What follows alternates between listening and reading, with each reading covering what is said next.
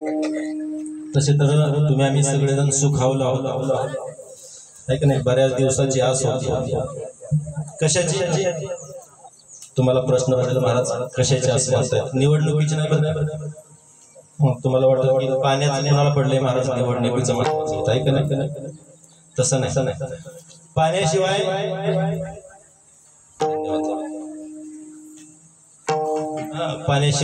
काहीच चालत म्हणून पाणी आलं आणि वेळेत आलं ज्यावेळेस पाण्याचा विषय चालला त्यावेळेस. परंतु खरंच पाऊस वेळेवर पडला.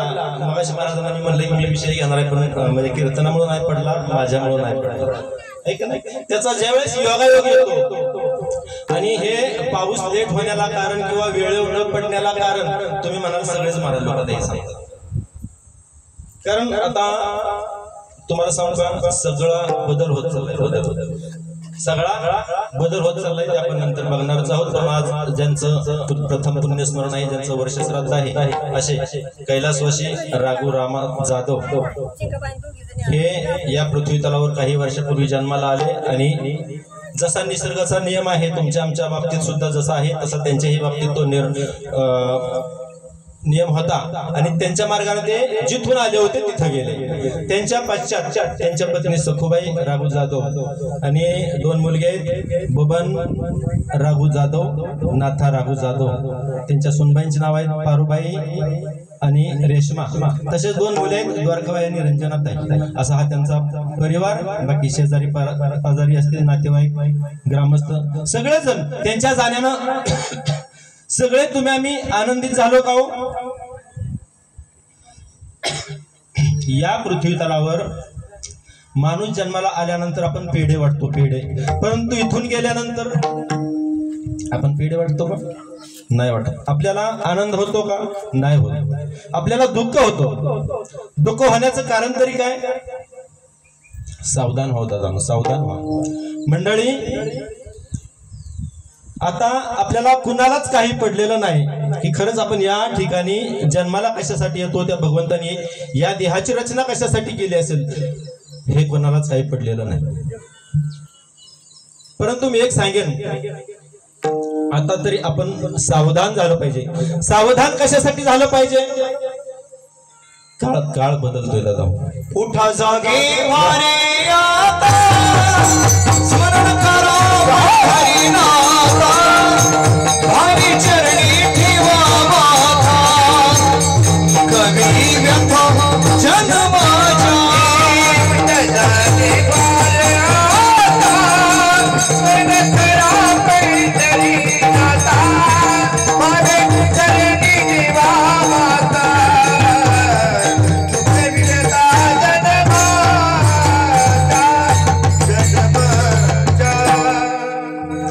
मला वाटतं नामदेव महाराज सांगतायत उठा जागे व्हा आता. तुम्ही म्हणाल आम्ही काय झोपलोय का?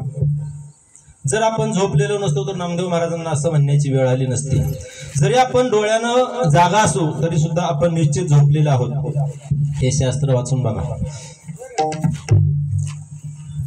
या निसर्गामध्ये बदल व्हायला लागला, माणसामध्ये बदल व्हायला लागला, सगळ्या गोष्टीमध्ये बदल व्हायला लागला. तसं आपण सुद्धा बदललं पाहिजे. माणसात बदल झालाय ना. आता काय बदल करायचा? माणसात बदल करा म्हणून सांगावं लागत नाही दादा. 100% आमचा बदल झालेला आहे. कारण एखादा भाऊ बाहेर सर्व्हिसला असेल तोपर्यंतच तो भाऊ बाहेर आहे, तोपर्यंतच त्याच्या वाटणीची जमीन आपल्या नावावर कशी करून घ्यायची हा बदल झालाय का नाही? झालाय, व्हायला लागलाय. परंतु शास्त्र काय सांगतंय? या सगळ्या गोष्टी तुमच्या आमच्या अज्ञानामुळे आहेत. कशामुळे? अज्ञानामुळे. माणूस तुम्ही आम्ही सगळेजण स्वतःला फार हुशार समजतो. आणि आम्ही काय हुशार नाही का महाराज? 100% आम्ही हुशार आहोत. पण ही हुशारी कुठं? की दुसऱ्याची इस्टेट बळकावणे ही हुशारी नाही.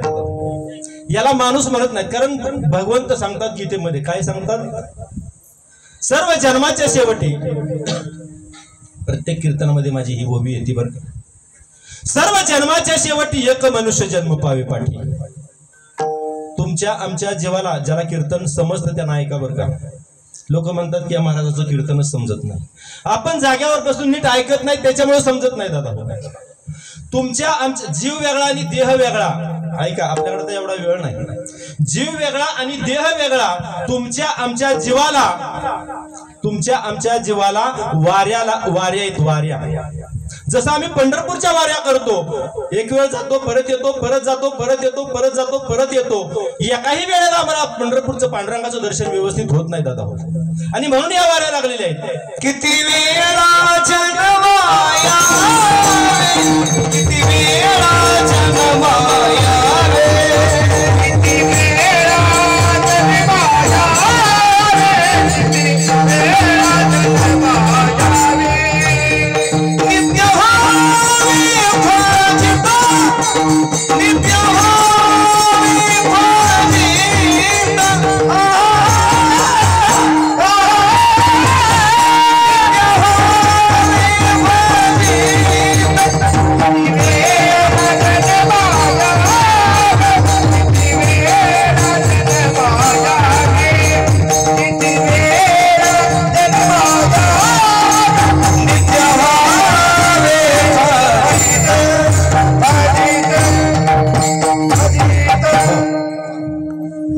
किती सुंदर प्रमाण आलं. एक वेळ मला वाटतं आपण कार्यक्रमाचं थोडा वेळ डोक्यातून काढू, थोडं अगदी एक क्षण. आणि मला वाटतं की तुम्ही एवढं मोठं मन करावं हे आमच्या कलाकारांसाठी एक वेळ जोरदार टाळ्या होऊ द्या. तसेच दुसऱ्यांदा आमचे माईक सिस्टीमवाले आहेत ना आपल्याच गावातले, त्यांच्यासाठी सुद्धा एक वेळ टाळ्या होऊ द्या. कारण काय माहित आहे का, इथं बसल्यानंतर ऐका, आपण झोपल्यानंतर सगळ्या गोष्टी विसरतो, परंतु जिथे जागतीपणे सुद्धा आपण इथं बसल्यानंतर आम्हाला हे कलाकार मंडळी एवढी मंत्रमुग्ध करून जातात की सगळ्या गोष्टी आम्हाला विसरायला भाग पडतात. म्हणून त्यांना त्यांच्या जागेवरती धन्यवाद देतो. तुम्ही सर्व एवढे धकाधकीच्या धावपळीच्या कॉम्पिटिशनच्या स्पर्धात्मक युगात वेळात वेळ काढून आणि एवढा रात्री पाऊस झाला तरी सुद्धा या ठिकाणी या कुटुंबाच्या विनंतीला मान देऊन येऊन बसलात म्हणून तुम्हाला सुद्धा धन्यवाद देतो. विठ्ठल विठ्ठल.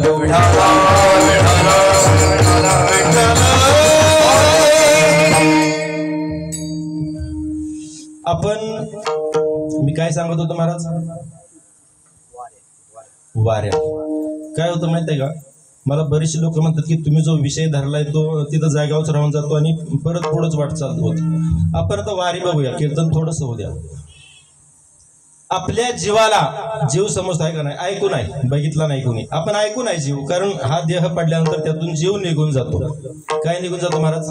निघून गेला वारा, निघून गेला वारा, निघून गेला वारा, निघून गेला वारा.